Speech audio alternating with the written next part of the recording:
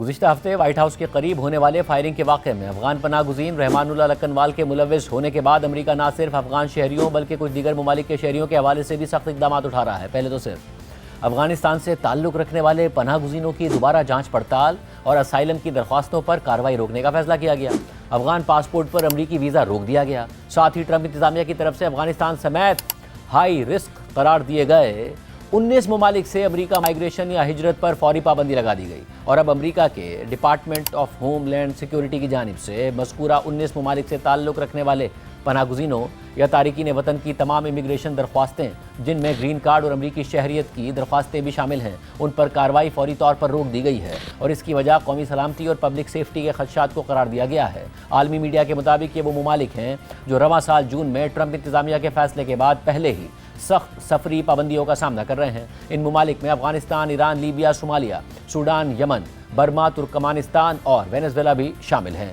گزشتہ جمعے کو صدر ٹرمپ نے کسی ملک یا لسٹ کا نام لیے بغیر تھرڈ ورلڈ کنٹریز سے امریکہ ہجرت کو مستقل طور پر معطل کرنے کا اعلان کر دیا تھا، اور بعد میں ٹرمپ انتظامیہ کے عہدیداروں نے بتایا کہ صدر ٹرمپ کا اشارہ انہی 19 ممالک کی طرف تھا۔ پرسوں اپنے سرکاری طیارے ایئر فورس ون میں صحافی کے سوال کا جواب دیتے ہوئے ٹرمپ نے مزید کہا کہ اسائلم کی معطلی لمبے عرصے کے لیے ہوگی۔ ہم نہیں چاہتے کہ یہ لوگ یہاں آئیں، کیونکہ ان میں سے کئی لوگ اچھے نہیں ہیں اور انہیں ہمارے ملک میں نہیں ہونا چاہیے۔ ٹرمپ نے ریورس مائیگریشن کے اپنے موقف پر بھی تبصرہ کیا۔ اسی طرح ٹروتھ سوشل کے ذریعے بھی صدر ٹرمپ امیگریشن کے حوالے سے سخت پیغامات جاری کر رہے ہیں۔ انہوں نے ایک پوسٹ میں لکھا کہ بائیڈن، کمالا ہیرس اور سابق انتظامیہ نے ہمارے ملک کو بہت نقصان پہنچایا۔ انہوں نے ہر کسی کو بغیر کسی جانچ پڑتال اور تصدیق کے امریکہ میں داخل ہونے کی اجازت دے دی۔ ٹرمپ نے ایک اور پوسٹ میں لکھا کہ ہمیں تیزی سے اپنے ملک سے برے لوگوں کو نکالنا ہوگا۔ بائیڈن انتظامیہ اور دھاندلی زدہ انتخابات نے امریکہ کے ساتھ جو کیا اسے کبھی نہیں بھولنا چاہیے۔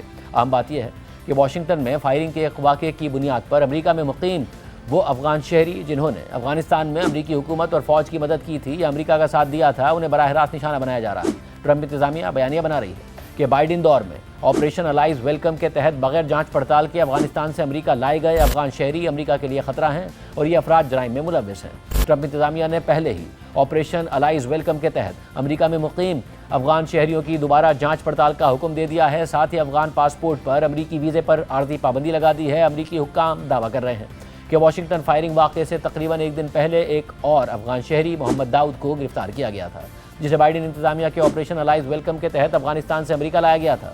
محکمہ ہوم لینڈ سیکیورٹی کا دعویٰ ہے کہ افغان پناہ گزین محمد داؤد نے ٹک ٹاک پر ایک ویڈیو پوسٹ کی اور ارادہ ظاہر کیا کہ وہ ٹیکساس میں فورٹ برتھ ایریا میں ایک عمارت کو نشانہ بنانے کے مقصد سے بم تیار کر رہا ہے۔ اس شخص کو Texas department of public safety اور FBI نے گرفتار کیا اور اس پر دہشت گردی کی دھمکی دینے کا چارج لگایا گیا ہے۔ ساتھ ہی اس ایک دہشت گردی کے واقعے سے آگے بڑھ کر ٹرمپ انتظامیہ آپریشن الائز ویلکم کے تحت امریکہ لائے گئے افغان تارکین وطن یا پناہ گزینوں کی منفی منظر کشی بھی کر رہی ہے اور انہیں خطرناک جرائم سے جوڑ رہی ہے۔ وائٹ ہاؤس کی ترجمان کیرولائن لیوٹ نے میڈیا بریفنگ کے دوران کچھ افغان پناہ گزینوں کی مثالیں دیتے ہوئے کہا کہ بدقسمتی سے بائیڈن کی جانب سے امریکہ آنے دینے والے خطرناک افغان شہریوں کی یہ صرف ایک مثال نہیں ہے۔ اس سے پہلے امریکہ کے محکمہ ہوم لینڈ سیکیورٹی نے ایکس پر ایک تھریڈ شیئر کیا تھا اور اسی طرح کی تفصیلات بتائی تھیں اور بائیڈن انتظامیہ کو تنقید کا نشانہ بنایا تھا۔ تھریڈ کے مطابق ہزاروں غیر تصدیق شدہ افغان ایلینز نے امریکیوں کو نقصان پہنچایا اور دہشت گردی کا شکار بنایا، کیونکہ بائیڈن انتظامیہ نے ہمارے معاشروں کو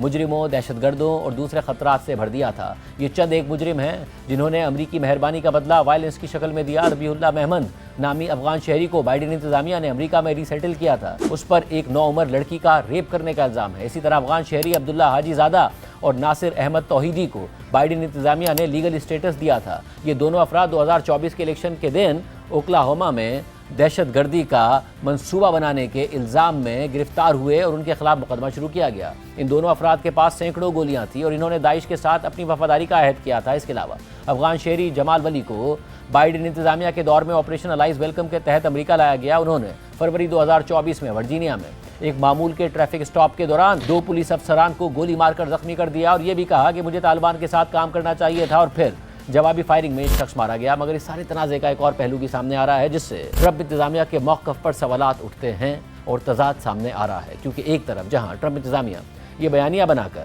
بائیڈن انتظامیہ پر تنقید کر رہی ہے کہ افغانستان سے امریکہ لاتے وقت افغان پناہ گزینوں کی مکمل چھان بین نہیں کی گئی اور جرائم پیشہ افراد یا دہشت گرد امریکہ پہنچ گئے، مگر واشنگٹن فائرنگ واقعے کے ملزم رحمان لکنوال کے حوالے سے خود ہوم لینڈ سیکیورٹی کی سیکرٹری کرسٹی نوئم نے اپنے ایک انٹرویو میں انکشاف کیا ہے کہ رحمان اللہ لکنوال افغانستان میں نہیں بلکہ امریکہ آ کر انتہا پسندی کا شکار ہوئے، اور حکام کا خیال ہے کہ یہ اس کی اپنی آبائی کمیونٹی اور ریاست سے جڑے روابط کے ذریعے ہوا۔